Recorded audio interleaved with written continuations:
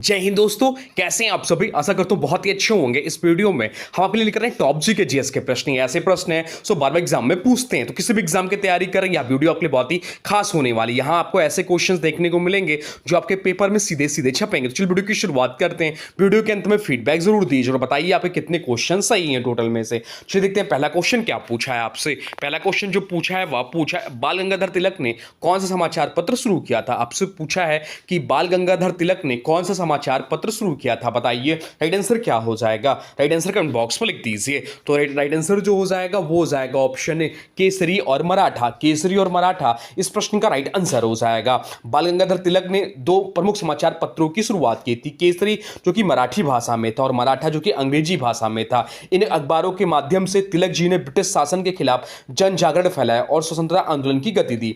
बाकी विकल्पों की बात करें तो यंग इंडिया और हरिजन महात्मा गांधी द्वारा, स्वतंत्रता और राष्ट्रमत सुभाष चंद्र बोस और अन्य क्रांतियों के द्वारा, हिंद स्वराज महात्मा गांधी द्वारा लिखी गई पुस्तक है। और वंदे मातरम की बात करें जो ऑप्शन डी में दिया, या बंकिम चंद्र चट्टोपाध्याय की कृति है। अब चलते हैं अगले प्रश्न को देखते हैं। अगला प्रश्न क्या पूछा है आपसे। अगला प्रश्न जो पूछा है वह पूछा है, भारतीय राष्ट्रीय ध्वज का डिजाइन किसने तैयार किया था। आपसे पूछा है कि भारतीय राष्ट्रीय ध्वज का डिजाइन किसने तैयार किया था, बताइए राइट आंसर क्या हो जाएगा। राइट आंसर कमेंट बॉक्स में लिख दीजिए। तो राइट आंसर जो हो जाएगा वो हो जाएगा ऑप्शन ए, पिंगली वेंकैया इस प्रश्न का राइट आंसर हो जाएगा।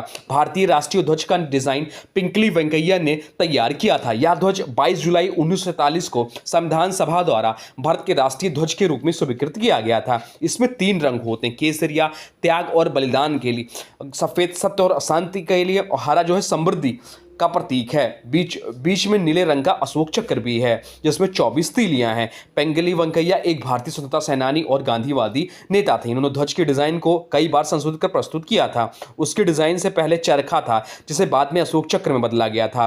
अब चलते हैं अगले प्रश्न को देखते हैं। अगला प्रश्न क्या पूछा है आपसे। अगला प्रश्न जो पूछा है वह भी महत्वपूर्ण प्रश्न हो जाता है। आपसे पूछा है किसने भारतीय राष्ट्रीय कांग्रेस के अध्यक्ष के रूप में सबसे पहले अंग्रेजी में भाषण दिया। आपसे पूछा है कि किसने भारतीय राष्ट्रीय कांग्रेस के अध्यक्ष के रूप में सबसे पहले अंग्रेजी में भाषण दिया, बताइए राइट आंसर क्या हो जाएगा। राइट आंसर कमेंट बॉक्स में लिख दीजिए। तो राइट आंसर जो हो जाएगा वो हो जाएगा ऑप्शन सी, बदरुद्दीन तैयब जी इस प्रश्न का राइट आंसर हो जाएगा। ऑप्शन सी इस प्रश्न का राइट आंसर हो जाएगा। बदरुद्दीन तैयब जी ने 1887 में मद्रास अधिवेशन में भारतीय राष्ट्रीय कांग्रेस के तीसरे अधिवेशन के रूप में पद संभाला। वे पहले मुस्लिम अध्यक्ष थे और उन्होंने कांग्रेस के अधिवेशन में सबसे पहले अंग्रेजी में भाषण दिया। उस समय यह एक महत्वपूर्ण कदम था क्योंकि कांग्रेस के आरंभिक अधिवेशन अधिकतर भारतीय भाषाओं में थे। बाकी बात हो रही कांग्रेस की, तो कांग्रेस के पहले अध्यक्ष जो थे व्योमेश चंद्र बनर्जी थे 1885 में। पहले मुस्लिम अध्यक्ष बदरुद्दीन तैयब जी थे। पहले भारतीय जिनका भाषण अंग्रेजी में था वो भी बदरुद्दीन तैयब जी है। अभी हम लोग पढ़ रहे हैं। अब चलते हैं अगले प्रश्न की ओर, देखते हैं अगला प्रश्न क्या पूछा है आपसे। अगला प्रश्न जो पूछा है वह पूछा है कि संविधान संशोधन द्वारा मतदान की उम्र 21 से घटाकर 18 वर्ष की गई। आपसे पूछा है कि संविधान संशोधन द्वारा मतदान की उम्र 21 से घटाकर 18 वर्ष की गई, बताइए राइट आंसर क्या हो जाएगा। राइट आंसर कमेंट बॉक्स में लिख दीजिए। तो राइट आंसर जो हो जाएगा वो हो जाएगा ऑप्शन ए, 61वां संशोधन। ऑप्शन इस प्रश्न का राइट आंसर हो जाएगा। 61वां संविधान संशोधन अधिनियम 1988 के द्वारा भारतीय मतदाताओं की न्यूनतम आयु को 21 वर्ष से घटाकर 18 वर्ष कर दिया गया। यह संशोधन अनुच्छेद 326 में बदलाव करके लागू किया गया था। उनका उद्देश्य युवा नागरिकों को लोकतंत्र में भागीदारी का अधिकार देना था। तो कब हुआ संशोधन? वर्ष 1988 में यह संशोधन हुआ था। 1988 में लागू हुआ 28 मार्च 1989 को। पहला चुनाव इसमें 18 वर्ष वाले वोटर शामिल हुए 1989 का लोकसभा चुनाव में। अब चलते हैं अगले प्रश्न को देखते हैं। अगला प्रश्न क्या पूछा है आपसे। अगला प्रश्न जो पूछा है वह पूछा किस संविधान संशोधन द्वारा पंचायत राज्य को संवैधानिक दर्जा दिया गया। आपसे पूछा है कि संविधान संशोधन द्वारा पंचायत राज्य को संवैधानिक दर्जा दिया गया, बताइए राइट आंसर क्या हो जाएगा। तो राइट आंसर जो हो जाएगा वो हो जाएगा ऑप्शन बी, 73वां संविधान संशोधन इस प्रश्न का राइट आंसर हो जाएगा। 73वां संविधान संशोधन अधिनियम 1992 के माध्यम से पंचायती राज व्यवस्था को संवैधानिक दर्जा प्रदान किया गया। यह संशोधन 24 अप्रैल 1993 इसे प्रभावी हुआ। संविधान में भाग जो है 11 अनुच्छेद 243 से 243 ओ जोड़ा गया, भाग 9 जोड़ा गया। या 11 विषयों की अनुसूची 11 विषयों की अनुसूची 11 जोड़ी गई, जिसमें पंचायतों को सौंपे जाने योग्य विषय शामिल हैं। ग्राम पंचायत, पंचायत समिति और जिला परिषद 3 स्तरीय प्रणाली का प्रावधान किया गया। अब चलते हैं अगले प्रश्न को देखते हैं। अगला प्रश्न क्या पूछा है आपसे। अगला प्रश्न जो पूछा है वह पूछा है भारतीय संघ के प्रधानमंत्री और अन्य मंत्रियों को राष्ट्रपति द्वारा किस अनुच्छेद के तहत नियुक्त किया जाता है। आपसे पूछा है कि भारतीय संघ के प्रधानमंत्री और अन्य मंत्रियों को राष्ट्रपति द्वारा किस अनुच्छेद के तहत नियुक्त किया जाता है। बताइए राइट आंसर क्या हो जाएगा। राइट आंसर हो जाएगा ऑप्शन डी, अनुच्छेद 75 इस प्रश्न का राइट आंसर हो जाएगा। अनुच्छेद 75 के तहत प्रधानमंत्री और मंत्रिपरिषद की नियुक्ति राष्ट्रपति द्वारा की जाती है। प्रधानमंत्री की सलाह पर अन्य मंत्रियों की नियुक्ति होती है। मंत्रिपरिषद लोकसभा के प्रति सामूहिक रूप से उत्तरदायी होती है। अब चलते हैं अगले प्रश्न को देखते हैं। अगला प्रश्न क्या पूछा है आपसे। अगला प्रश्न जो पूछा है वह पूछा अर्थशास्त्र का जनक किसे कहा जाता है। आपसे पूछा है कि अर्थशास्त्र का जनक किसे कहा जाता है। बताइए राइट आंसर क्या हो जाएगा। तो राइट आंसर जो इस प्रश्न का हो जाएगा वो हो जाएगा ऑप्शन सी, एडम स्मिथ इस प्रश्न का राइट आंसर हो जाएगा। एडम स्मिथ को अर्थशास्त्र का जनक कहा जाता है। उनकी प्रसिद्ध पुस्तक वेल्थ ऑफ नेशन 1776 आधुनिक अर्थशास्त्र की आधारशिला है। उन्होंने मुक्त बाजार और अदृश्य हाथ का सिद्धांत दिया। अब चलते हैं अगले प्रश्न को देखते हैं। अगला प्रश्न क्या पूछा है आपसे। अगला प्रश्न जो पूछा है वह पूछा है भारत में किसके शासन के अंतर्गत खिलाफत आंदोलन का आरंभ हुआ था। आपसे पूछा है कि भारत में किसके शासन के अंतर्गत खिलाफत आंदोलन का आरंभ हुआ था। बताइए राइट आंसर क्या हो जाएगा। तो राइट आंसर जो हो जाएगा वो हो जाएगा ऑप्शन सी, लॉर्ड चेम्सफोर्ड इस प्रश्न का राइट आंसर हो जाएगा। खिलाफत आंदोलन का आरंभ 1919 में हुआ था। यह आंदोलन प्रथम विश्व युद्ध के बाद तुर्की के खलीफा की सत्ता और मुसलमानों के धार्मिक प्रतीक की रक्षा हेतु भारत में चला। आंदोलन के प्रमुख नेता अली बंधु मोहम्मद अली और शौकत अली थे। इस दौरान भारत में वायसराय लॉर्ड चेम्सफोर्ड थे। 1916 से 1921 का टाइम पीरियड था।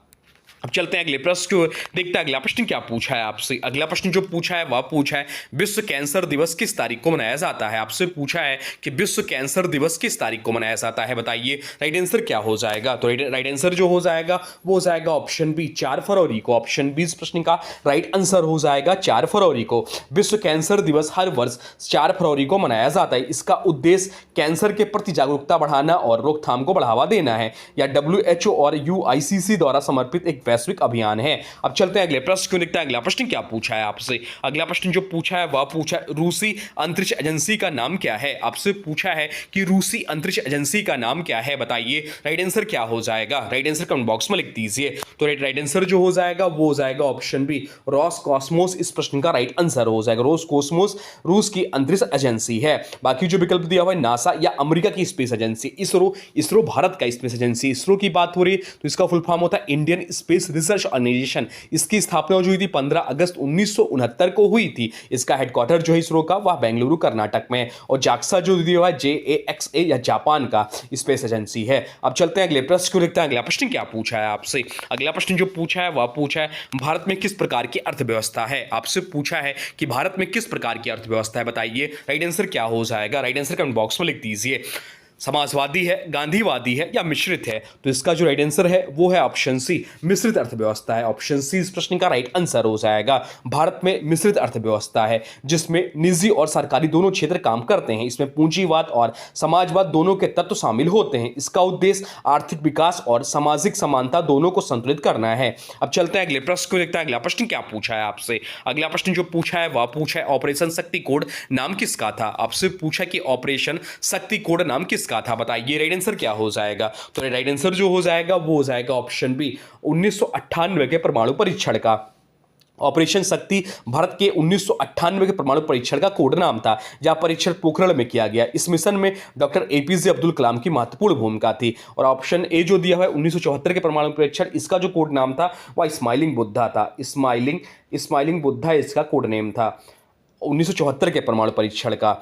1998 में भारत ने 5 परमाणु परीक्षण किए थे। जो 1998 के परमाणु परीक्षण हुआ था ऑपरेशन शक्ति, इसमें भारत ने 5 परमाणु परीक्षण किए थे। उस समय भारत के प्रधानमंत्री अटल बिहारी वाजपेयी थे। इन परीक्षण के बाद भारत को परमाणु शक्ति संपन्न देश के रूप में वैश्विक पहचान मिली। अब चलते हैं अगले प्रश्न को देखते हैं। अगला प्रश्न क्या पूछा है आपसे। अगला प्रश्न जो पूछा है वह पूछा है रऊफ नृत्य किस राज्य या केंद्र शासित प्रदेश में प्रसिद्ध है। आपसे पूछा कि रऊफ नृत्य किस राज्य या केंद्र शासित प्रदेश में प्रसिद्ध है। बताइए राइट आंसर क्या हो जाएगा। राइट आंसर कमेंट बॉक्स में लिख दीजिए। तो राइट आंसर जो हो जाएगा वो हो जाएगा ऑप्शन सी, जम्मू और कश्मीर इस प्रश्न का राइट आंसर हो जाएगा। रऊफ जम्मू कश्मीर का पारंपरिक लोक नृत्य है। यह मुख्यतः महिलाओं द्वारा त्योहारों और विशेष अवसरों पर किया जाता है। बाकी विकल्पों की बात करें तो पंजाब यहाँ का प्रसिद्ध नृत्य भांगड़ा और गिद्धा है। राजस्थान यहाँ घूमर और कालबेलिया नृत्य प्रसिद्ध है। हिमाचल प्रदेश यहाँ नाटी लोक नृत्य प्रसिद्ध है। अब चलते हैं अगले प्रश्न को, देखते हैं अगला प्रश्न क्या पूछा है आपसे। अगला प्रश्न जो पूछा है वह पूछा है वर्नाकुलर प्रेस एक्ट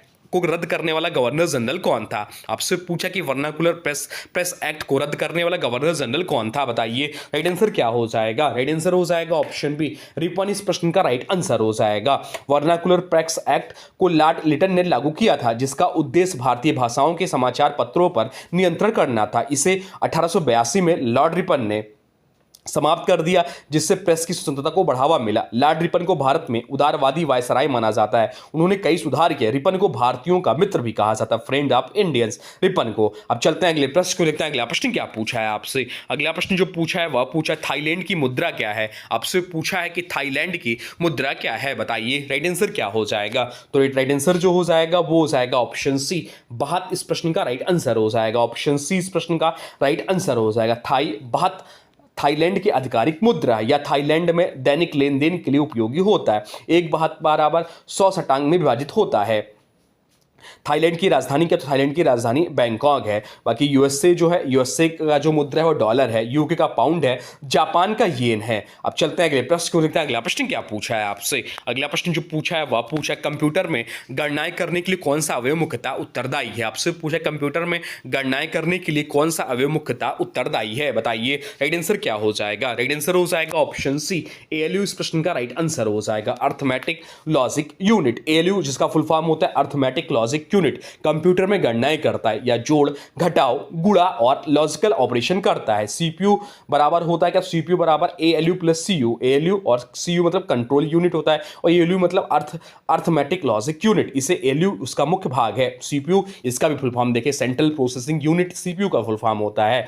अब चलते हैं अगले प्रश्न की ओर, देखते हैं अगला प्रश्न क्या पूछा है आपसे। अगला प्रश्न पूछा भारत सरकार ने ऑपरेशन पोलो के कूट नाम से 1948 में किस राज्य का विलय किया था। आपसे पूछा कि भारत सरकार ने ऑपरेशन पोलो के कूट नाम से 1948 में किस राज्य का विलय किया था, बताइए राइट आंसर क्या हो जाएगा। राइट आंसर जो हो जाएगा वो हो जाएगा ऑप्शन ए, हैदराबाद इस प्रश्न का राइट आंसर हो जाएगा। 1947 के बाद हैदराबाद के निजाम भारत में विलय के पक्ष में नहीं थे। भारत सरकार ने 13 सितंबर 1948 को ऑपरेशन पोलो शुरू किया। इस सैन्य अभियान को पुलिस एक्शन भी कहा जाता है। 18 सितंबर 1948 को निजाम ने आत्मसमर्पण कर दिया और हैदराबाद राज्य का भारत में विलय हुआ। अब चलते हैं अगले प्रश्न को, देखते हैं अगला प्रश्न क्या पूछा है आपसे। अगला प्रश्न जो पूछा है वह पूछा है नहर कटिया तेल क्षेत्र किस राज्य में स्थित है। आपसे पूछा है कि नहर कटिया तेल क्षेत्र किस राज्य में स्थित है, बताइए राइट आंसर क्या हो जाएगा। राइट आंसर हो जाएगा ऑप्शन ए, असम इस प्रश्न का राइट आंसर हो जाएगा। नहर कटिया तेल क्षेत्र असम राज्य के डिब्रूगढ़ जिले में स्थित है। यह भारत के सबसे पुराने और प्रमुख तेल क्षेत्रों में से एक है। यहां से भारत में तेल उद्योग को बड़ा प्रोत्साहन मिला और यह ऑयल इंडिया लिमिटेड के अंतर्गत आता है। बाकी असम की बात हुई तो असम की राजधानी दिसपुर है। असम भारत का पहला राज्य है जहां तेल उद्योग विकसित हुआ। अब चलते हैं अगले प्रश्न को, देखते हैं अगला प्रश्न क्या पूछा है आपसे। अगला प्रश्न जो पूछा है वह पूछा है भारतीय संविधान की किस अनुसूची में संघ सूची से संबंधित प्रावधान है। आपसे पूछा कि भारतीय संविधान की किस अनुसूची में संघ सूची से संबंधित प्रावधान है, बताइए राइट आंसर क्या हो जाएगा। राइट आंसर हो जाएगा ऑप्शन सी, 7वीं अनुसूची इस प्रश्न का राइट आंसर हो जाएगा। भारतीय संविधान की 7वीं अनुसूची में 3 सूचियां दी गई, संघ सूची, राज्य सूची, समवर्ती सूची। संघ सूची जिस पर केवल संसद कानून बना सकती है, राज्य सूची जिस पर केवल राज्य विधानमंडल कानून बना सकता है और समवर्ती सूची जिस पर संसद और राज्य दोनों कानून बना सकते हैं। बाकी विकल्पों की बात करें तो 4वीं अनुसूची राज्यसभा में राज्यों की सीटों का आवंटन है। 9वीं अनुसूची भूमि सुधार व अन्य कानूनों के न्यायिक समीक्षा से संरक्षण से। 10वीं अनुसूची दल बदल विरोधी कानून से है।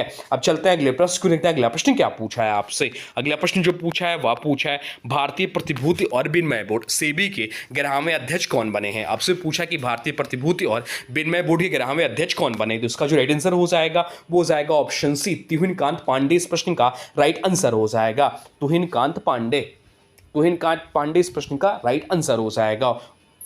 सेबी का पूरा नाम है भारतीय प्रतिभूति और विनिमय board, securities and exchange board of India. इसकी स्थापना 12 अप्रैल 1988 को हुआ था। तो ये थे आपके टॉप 20 जीके जीएस के प्रश्न जो आपके आने वाले एग्जाम के लिए बहुत ज्यादा महत्वपूर्ण हो जाते हैं। अब आज के वीडियो से प्रश्न है, इसका राइट आंसर आप लोगों को कमेंट बॉक्स में बताना है। आज के वीडियो से प्रश्न है, विश्व कैंसर दिवस किस तारीख को मनाया जाता है? आपसे पूछा है कि विश्व कैंसर दिवस किस तारीख को मनाया जाता है। इसका जो भी राइट आंसर होगा कमेंट बॉक्स में जरूर बताइएगा। और हाँ, देखिए अभी तक आपने वीडियो को लाइक नहीं किया है तो प्लीज वीडियो को लाइक कर दीजिए और चैनल पे नए चैनल को सब्सक्राइब भी कर लीजिए। तो चलिए मिलते हैं एक नए वीडियो में, तब तक के लिए thanks for watching railway exam target. For more update please subscribe railway exam target channel को। जय हिंद, वंदे मातरम।